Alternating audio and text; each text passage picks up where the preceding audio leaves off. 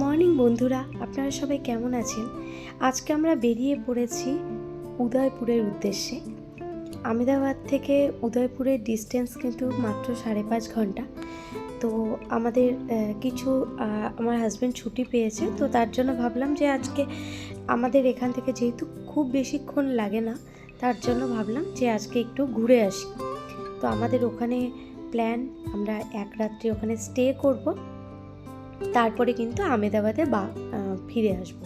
তো আমেদাবাদ থেকে 5.5 ঘন্টা লাগে।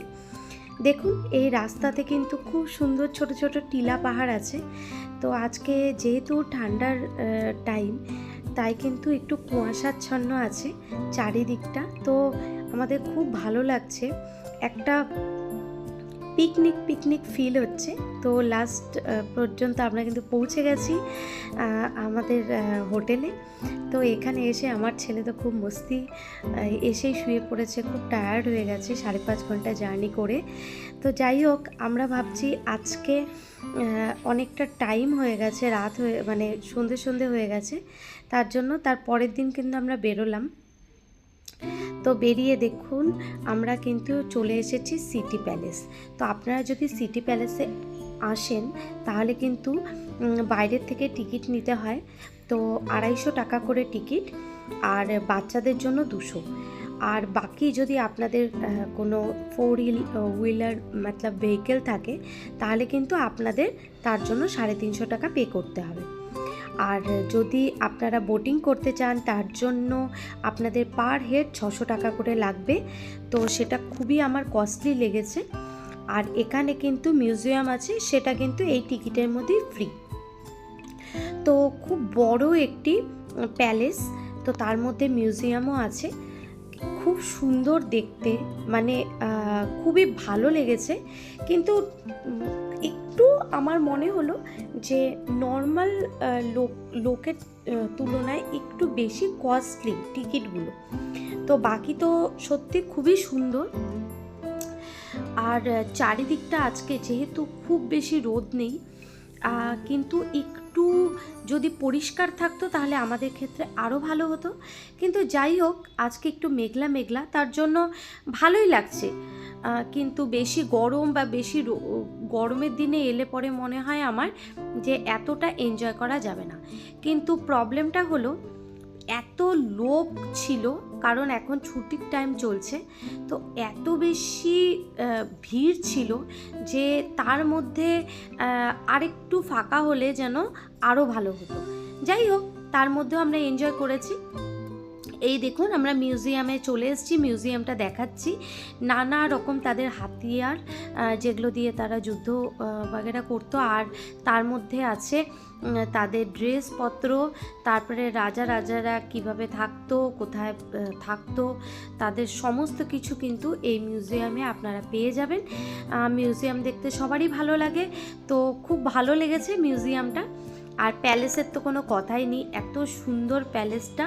আর তার চারিদিকে সব থেকে ভালো লাগে, তার চারিদিক থেকে যে ঝিলটা আছে সেটা সত্যি অপূর্ব। তো আমরা আর এবার বোটিংটা করলাম না, কারণ আমাদের টাইম খুবই কম ছিল। আর বোটিংয়ের জন্য এত ভিড়ের মধ্যে 3 ঘন্টা করে ওয়েট করতে হচ্ছিল। তো সেখানে এতক্ষণ ওয়েট করে বোটিং করলে আর অন্য কিছু আর দেখাই হবে না। একেই ঠান্ডার টাইম, একটু তাড়াতাড়ি কিন্তু ঘরে ফিরতে হবে, তার জন্য। তো দেখুন, এই ছোট্ট যে রাস্তাগুলো, মানে সিঁড়িগুলো এরা বানিয়েছে এই প্যালেসটাকে প্রোটেক্ট করার জন্য, আর মানে নিজেদের প্রোটেকশানের জন্য বানিয়েছে। আর খুব সুন্দর, মানে এসেই এত সুন্দর একটা ভিউ পয়েন্ট, মানে এত ছোট সিঁড়িগুলো ন্যারো একদম, সেগুলোর থেকে এসে এত ওপেন একটা স্পেস, সত্যি বাইরে এলে না তখন খুব ভালো লাগে। আর দেখুন, এটা কাঁচ ঘর বলে একটা আছে, গ্লাস ঘর, আর এখানে এদের সভা বসতো। আর খুব সুন্দর, মানে পুরো সুন্দর করে সাজানো কিন্তু সিটি প্যালেসটা। তো আপনারা কিন্তু এখানে ভিজিট করতেই পারেন উদয়পুরে এলে তো এটা মাস্ট, এখানে তো আসতে হবেই। সিটি প্যালেসটাকে এরা সত্যি খুব সুন্দর করে মেনটেন করেছে। এত লোক রোজ রোজ আসে, তবুও এত সুন্দর পরিষ্কার পরিচ্ছন্ন, খুব সুন্দর লেগেছে। আর সিটি প্যালেসের এরিয়াটা সবথেকে অনেকটা বড়, আর প্যালেসটাও খুব সুন্দর করে মেনটেন করা। আর প্রত্যেকটা টাইমেই হয়তো এরা এই প্যালেসটাকে মেনটেন করে রাখে, তার জন্য এত সুন্দর আছে। দেখুন, দেখতেই পাচ্ছেন কত লোক।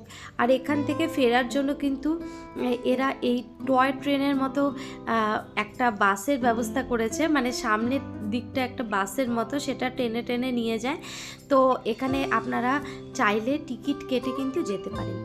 তারপরে আমরা কালকা মন্দিরে চলে গেলাম। এই মন্দিরে যদি আপনারা যেতে চান তাহলে কিন্তু রোপওয়ে দিয়ে যেতে পারেন, আর নয় বাই নিচ থেকে কিন্তু মানে ট্র্যাক করে কিন্তু আপনারা উপরে উঠতে পারেন, এরকম ব্যবস্থা আছে। আর আমরা রোপওয়েতে গেছি। রোপওয়েতে যাওয়ার জন্য আমাদের এখানেই ওয়েট করতে হয়েছে 3 ঘন্টা, কারণ এতটা ভিড় ছিল যে আমাদের 3 ঘন্টা ওয়েট করতে হয়েছে।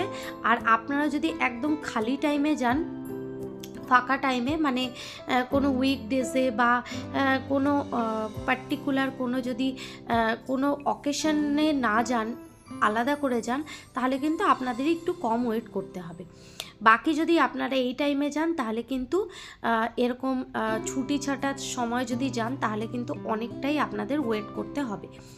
দেখুন, এই যে রোপওয়ে চলছে, খুব সুন্দর ওদের সার্ভিস, কোনো প্রবলেম নেই। ওখানে আপনারা বসবেন, ওয়েটিং রুম আছে, রুম বলতে ওখানে সিট আছে, ওখানে আপনারা বসতে পারেন। আর উপরে আপনাদের যে টোকেন নাম্বার আছে সেটা ডিসপ্লে করে দেখা যায়, তো আপনারা নাম্বার অনুসারে কিন্তু এখানে দেওয়া হচ্ছে। এখানে কোনো রকম ব্যাপার নেই যে আপনাকে আগে দেবে বা মানে আমাকে আগে দেবে, তেমন কোনো ব্যাপার নেই।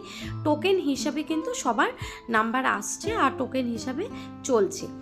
আর এখান থেকে যখন রোপওয়েতে ওই সাইডে আপনারা মন্দিরের দিকে যাবেন, মন্দিরে গিয়ে মন্দির দর্শনের পরেও কিন্তু টোকেনের ব্যবস্থা আছে। সেখানে আমাদের একটু ভুল হয়ে গেছিলো, আমরা গিয়ে টোকেন নিয়ে আমরা ভেবেছি এই টোকেন নাম্বারেই আমরা ফিরতে পারবো, কিন্তু আমরা অনেকক্ষণ ওয়েট করে, আধা ঘন্টা উপরে ওয়েট করার পরে আমরা জানতে পারলাম ওখান থেকেও টোকেন কিন্তু দেবে। তো তার জন্য পরে আমাদের আরও 1 ঘন্টা টাইম লেগে গেছিলো। তো আপনারা গিয়ে কিন্তু মন্দির দর্শন করে ওখানে টোকেন নিয়ে নিলে পরে আপনারা একটু তাড়াতাড়ি ফিরতে পারবেন। এই দেখুন, এখান থেকে কিন্তু পুরো সিটিটাকে, উদয়পুর সিটিটাকে দেখা যাচ্ছে, তার সাথে লেকটাকে দেখা যাচ্ছে, খুবই সুন্দর লাগছে।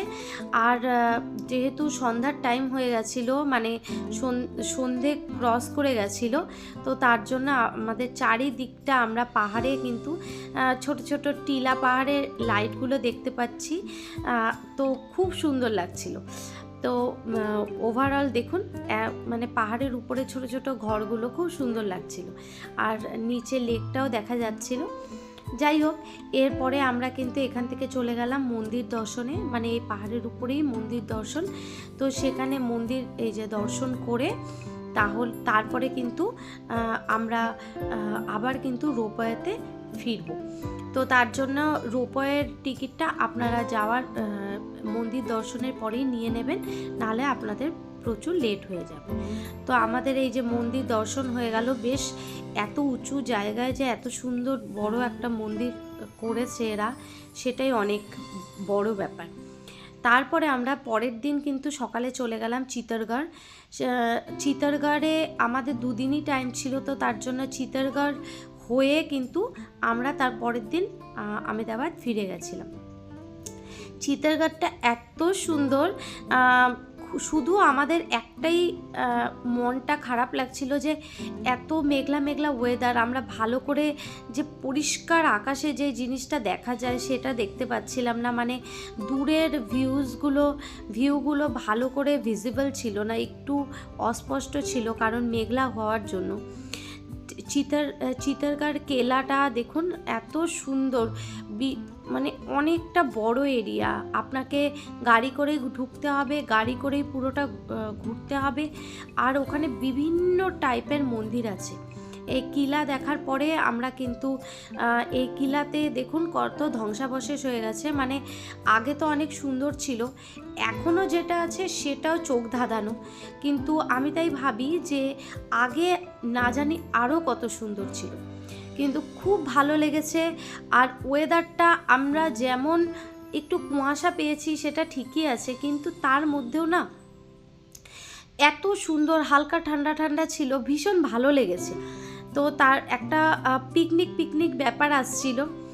যাই হোক, তো তারপর দেখুন দূরে থেকে কিন্তু কিছুই দেখা যাচ্ছে না, কারণ এখানে একদম মেঘলা, নিচের বাড়িগুলো হালকা হালকা দেখা যাচ্ছে, সিটিটা কিন্তু তারপরে কিন্তু অতটা ভিজিবল নয়। তারপরে দেখুন আমরা চলে এলাম বিজয় স্তম্ভ দেখতে। তো বিজয় স্তম্ভটা দেখুন কতটা লম্বা, আর এখানে কিন্তু প্রচুর মন্দির আছে, প্রচুর 113টার মতো মন্দির আছে শুনলাম। তো ভীষণই সুন্দর, আর এখানে না অনেক রকম হিস্ট্রি আছে। এখানে প্রচুর মহিলা তাদের বলিদান দিয়েছে, আত্মত্যাগ করেছে।